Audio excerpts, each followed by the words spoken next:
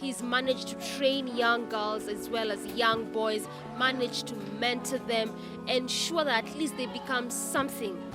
Coach Zedikiah Onga'ng'a, aka Coach Zeco, sindio? Yeah, aka Coach Zeco. I'm a 28-year-old. Clearly making you the youngest coach, ideally.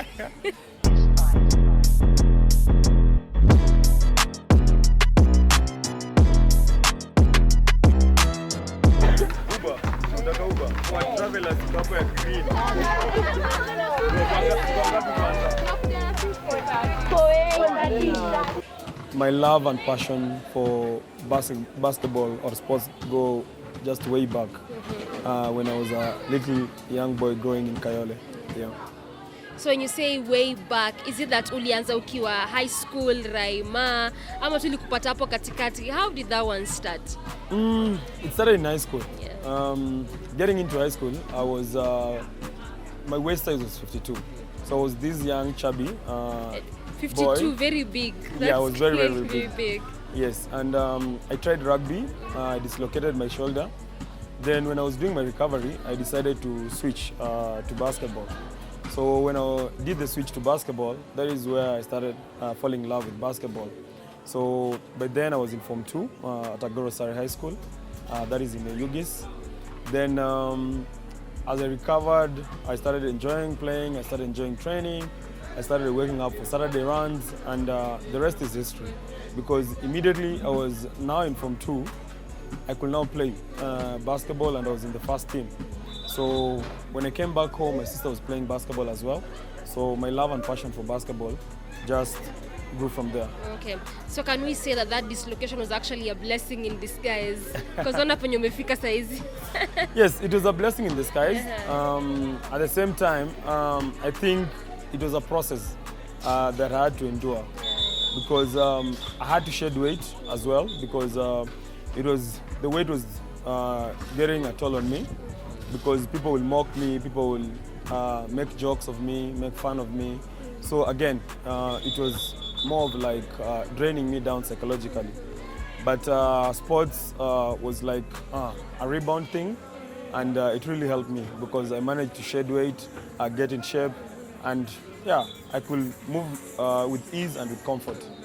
So for the better part of our childhood, it was just me, my brother and sister. And with time, this made me to be more independent by myself, because I was not looking up to my mom, I was not looking up to my dad. If now it was not for basketball or sports, then majority of the things that I've achieved, I could have not achieved, because just being in the sports environment kept me away from so many things. Because even one of the things when I tell my players today that I got my first girlfriend when I was 23, they normally laugh at me. Yes, yeah, but sports made me avoid so much drugs, bad company and everything, because all my effort and energy were channeled towards sports and making me better as a person and better as an athlete. How did you transition from just playing to being a coach? Growing up, I had a coach who did a good job in mentoring me. As I played basketball, I wanted to go play pro basketball, but the more I grew, little opportunities came my way, and no matter I was good. I was winning awards, I was winning things, but I was not feeling it. I was not having the impact that I wanted. Playing was not just enough for you. Yes. So I decided to stop playing at the age of 23. At 23, you're not even at your prime, because you start getting to your prime when you're 26, 27, 28. So I stopped playing and started graduating into coaching, slowly. Because immediately I finished at Aquinas, the following year, because they were paying my fee, I volunteered to coach the team. So there is where my passion for coaching started, because that 1 year that I gave back to Aquinas, I took them back to Nairobi finals for the first time in 10 years. And this was like, whoa, so I could do this. Then immediately... And this was your first time being a coach? Yes. Okay. Then once I did my Form 5 and 6, I also got another coaching opportunity, but now in Mombasa, the current high school champions, Kayatiwi. So I went there for a year as well. I started the whole program and everything. We went all the way, but unfortunately, things did not work out. So we go to the regional finals and we lost. Then I came back, then joined college. But when I was in college playing for Zeco, an opportunity opened up at Riara University. So I took up the job. Remember this time, I'm only 24 years. And you are taking up a job I'm to taking be a job to be a coach at a university. Yeah. So the trust that my employer or my bosses had in me is what has really made me to grow over time. Because at 24 years, being entrusted with a university team. Yes. So I've been in Riara for 4 years. I've done a very, very good boys program for them. I introduced a girls program as well. Brought in somebody else to coach the girls. And after trying for 4 years, last year was the turnaround because we were able to be crowned champions for Division 2. So it means that this year Riara is going to play at a higher level. And now I can boast that I'm one of the coaches in Kenya that have won a championship, both as a player and as a coach. And at the same time, boasting to be the youngest coach ever to win a championship in Kenya when it comes to basketball circles. At this particular place, we're seeing the girls playing, and one would want to ask, do you just train girls only? You know, do we have boys? Is it a mixture? What happens? Currently, you are at Far East Basketball Association. Yes. It hosts the Far East Basketball Academy. We have both boys and girls. This is a very, very big program. This program goes back to 12 years back. Even here in the program, we see a lot of parental neglect. Yeah. Because a parent comes, they're very, very desperate to admit their kid in the program. Once they admit the kid in the program, now it's up to the coach to do all these other things. We have had situations whereby we have father figures for these kids. The kids and this is for both the boys and girls. A kid is expelled from school. You have to travel as a coach to go to school, ensure the kid is admitted back in school. Maybe the kid does not even have transport, pocket money. As a coach, you have to bridge that gap. The kid needs a lot of mentorship, needs a lot of talk, needs somebody like a role model.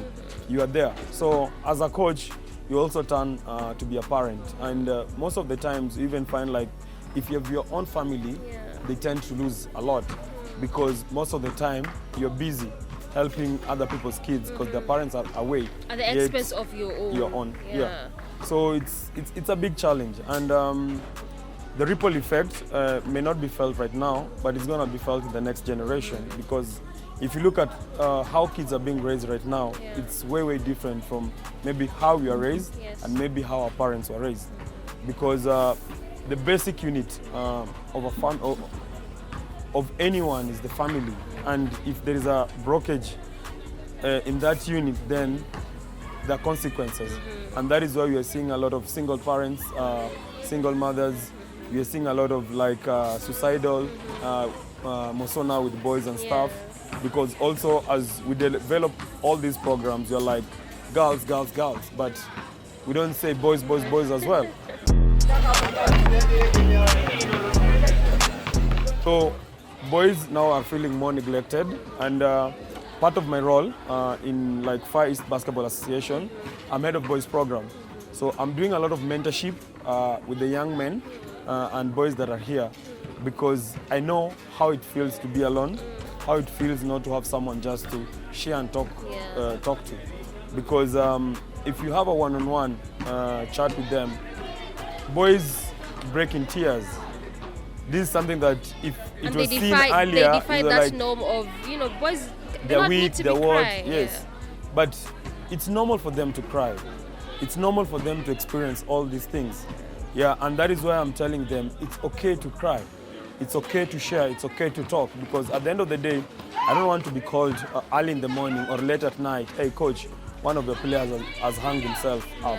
Yes, so it's a good platform for us to start this conversation and just start empowering both genders, not only the girls but the boys. Both, but everyone inclusive. I'm so much intentional with the boys. Yeah. We'll be just discussing some of the key topics: peer pressure, drugs and substance abuse, Wow. leadership. So it's not just what you're saying right now, playing basketball and that's it. No, Okay. 3 pillars: Yeah. basically mentorship, basketball, and education. That is what it's entailed in the program. In the program. Okay. So we're building self-confidence. That is why when I say that expression, they know how to like stand up and speak up.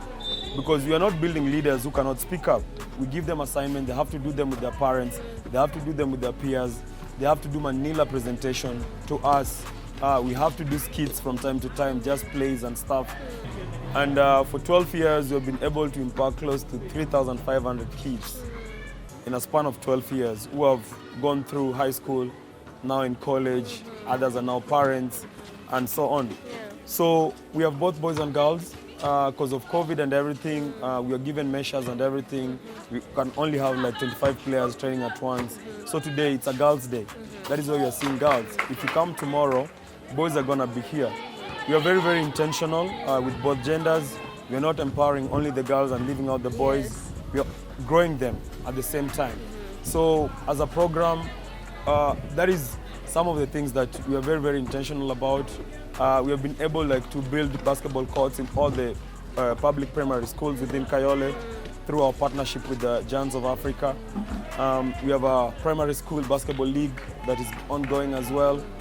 Every term they have a 1 week whereby they just play games. So basketball in Kayole has really, really gone to another new level. Now we are coming up with the league. Over the weekend we had the gala to award winners for the Women Empowerment League, the Street Inside Exposure League. All these are leagues because as we start this program, Yes. and we pick these kids when they're 10 years, okay, once they're 10, they're growing. Once they get to 14, it means primary school. Now we have kids in primary school on a scholarship.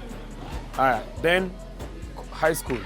We have like 70 kids now in different high schools across the country on scholarship. Then university. Once they finish university, what next for them? And that is why we are coming up with this league. And now the next step is commercializing these leagues so that we ensure that they get paid off playing basketball. Yeah. There's been a lot of gains that you have made, even at this young age. But which one would you say was or still is your highlight of them all in all these achievements that you've made being a young coach? I think the impact that I have on the institution or the players that I've worked with, that is my biggest achievement. Because at the end of the day, I don't just want to be looked at as a coach that won things. Yeah. I want to be looked as a coach that changed lives. If I can sit with a player and change their perception and their way of thought, that is an achievement for me. I know sports is a result-oriented career whereby you need to win. Mikel Arteta at Arsenal right now, everybody's like, sack Mikel, because no results. You have to understand it's a process. But look at the impact, because when a young boy or a young girl texts me and tells me, Coach, you made a difference to me in my life, that is the biggest achievement. So it's not just about winning and No. getting awards and feeling nice about it. It's more than that. No, it's more than that, because when you look at these girls that are playing behind us Yes. today, the big difference is she's here, she's safe. I can mold her to be the next leader that I want, to be that role model, that citizen that we want, that we long for. But I have to mold her now, you see, because if she's outside there, then it means she's exposed to pregnancy, she's exposed to drugs, she's exposed to physical violence, you see. Last year we voted like this is one of the safest spaces for youth within Nairobi. And This area where we are right now. yes, yeah. And you see, that is the impact you're saying. That is what we are talking about at the end of the day. Because we know they're going to turn out to be good role models. They're going to turn out to be good mothers. They're going to turn out to be good employers. Yeah, because we started this journey with them. We started molding them. We started sharing this information with them way early and not late in life, whereby, because you look like most organizations and institutions, they pay for people to come and be taught about leadership, self-awareness, loss and grief. Why do we need to start teaching them all these things when they're old, yet we can start when they're young? Because if we teach them how to deal with their losses, it makes a difference in their lives. You see, when we teach them how to manage, how to express themselves, you see, it makes a very big difference. And those are the impact and the achievements that, as a coach, I want to be remembered with. Some of these kids, they don't even eat. They spend here the whole day, because even if they go back home, training and playing. Even if they go back home, they have nothing to go back to. Okay. So the best that you can do is be there for them. The little that you have, share with them, because those are the things that they remember. Yeah. You cannot go on as a coach putting on a new shoe and you have a player who doesn't even have shoes. Yes. You see? So at the end of the day, you may lose, your family may lose, your immediate family. Yeah, because maybe you're spending so much money, so much time with the kids here. But remember, at some point, they're the only ones who are going to come and help your kids, because they're going to be the next coaches. They're going to be the next parents. They're going to be the next leaders. So we're not just grooming them to be just kids who just play. No, both on and off the court. Because we know some of them will not make it in sports, but they can make it as leaders somewhere else. And being in this space, where it just looks like they're training and playing basketball, is beyond that. It's beyond this. It's beyond this. The presentation, the assignments, the homework. We have even done the hierarchy of needs, whereby they know at which level they are in terms of their needs. Yeah, what they need in their life at this particular time. How can they better it? How can they grow it? So there's something we are starting next year. It's called Adapt Children. So we are talking to a few CEOs, we are talking to a few people here and there, and we are telling them, you can come and have 3 or 4 kids from the program and just be a role model to them. From time to time, you can buy them basketball playing shoes, you can maybe buy the family food or something, but just walk with them through that journey. So it's more than just playing basketball. I really like a lot of that bit when you're saying sports is just a tool. At least finding a common factor, a common denominator to bring these girls and young boys together. But then you're trying to do more than just what we are trying to see in terms of them playing ball or doing whatever it is they're doing. Yeah, because if you guys were here last week, we were doing interviews. We had like a panel seated here, and the kids will just come in one by one, and they'll just face us, and we'll just storm them with questions and stuff. They've done nice CVs, we criticize their CVs. They put at this young age like that. Yes. This kid comes and tells you, I want to be a pilot. So if they want to be a pilot, how best can we prepare them for that journey? You see, because now it's a journey. Because once they come and tell you, hey coach, I want to be a doctor. This is a journey that you need to walk with them. So how do you walk with them? How do doctors behave? How do we build doctors? It means they start reading about being a doctor, what it entails. If he wants to become a surgeon, what do surgeons do? What do they read? What are some of the top universities in the world that do the surgeon or surgery? Yeah? So we start making them start thinking in that direction. Even if it means printing them from the social media and stuff, them pinning them down in the manila papers and then pinning them in their rooms. Every day when you wake up, every day when you go to sleep, that is your dream. That is what you want to achieve. If you're a pilot, put pictures of planes. Assume you're in that plane. You're in the cockpit, addressers. You see? So that is the journey. That is what we are trying to mold them to become. And confidence. Because if they're able to speak up in front of a panel, it means they're able to play. They're able to do things. They're able to, because if, let's say for an example, if they're going through something in life, they're able to come up and speak up about it, you see. Because I'm a male coach. They come and tell me, hey coach, I don't have pads. And this, that time. You see, I'll not shy away. They're even that free with you. Yes, because which is actually a good thing. That is how we have made it to look like. Yeah. It's not an easy thing. Yes. When they first come into the program, they're very, very timid. Yeah. They cannot have this conversation. But it starts by a girl coming into the program. You as a coach, you see a view. With your few shillings, go out. You buy them sports bras. You buy them underpants. These are things that they may look like very, very, but they're very like simple things. yes. You know, but it's also just a way of creating like The openness. trust, the also, openness, to be yes. more open with you. If you go to the office here, we have a full carton full of pads. So they can just come in and pick whenever they want. For the girls, they come and pick whenever they want. Boys, from time to time, they just buy boxers. If they lack boxers, they just go into the office, they And say pick. that I need a few boxers, and they pick.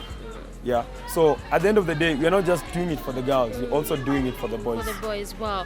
Then clearly, I mean, all these things inside the program, all these facets, I think is just the best way and the best direction we need to take, because oftentimes you can keep complaining about early teen pregnancies, but at that small level that you are in as a person, what are you doing to help these girls? What are you doing to help Can I these surprise boys? you? Yeah. For 12 years, we have been in existence for 15 years, Yes. but 12 years since registration and being recognized by the government. Yeah. We have only had one girl get pregnant for 12 years. Remember during COVID? Which is a very huge Remember effort. during COVID, we had like 800 girls getting pregnant every single day. With us, zero. All the girls reported no pregnancy. Zero. Which is a very great effort. Because even during COVID, we were doing home visits as coaches. We were blessed to have a partner who came in and bought us bicycles. So we used to do home visits to all the kids in the program, plus food distribution. So we had also partners who decided to buy us food and stuff. So we did food distribution and we did home visits for them. And I think, Zeco, you're doing a very good job, you know, with Thank these you. young girls, with these young boys, because I feel like this is how we'll begin to change the whole narrative of having lost teens or early pregnancies and all of that. So I'd just like you to look at that camera and tell us what next for you in terms of helping these young girls, these young boys. Just to ask that one partner, that one individual that is able just to spare even a coin, even a shilling, reach out. Sports is the solution for the future if you are to change lives and if you are to make a difference. Thank you.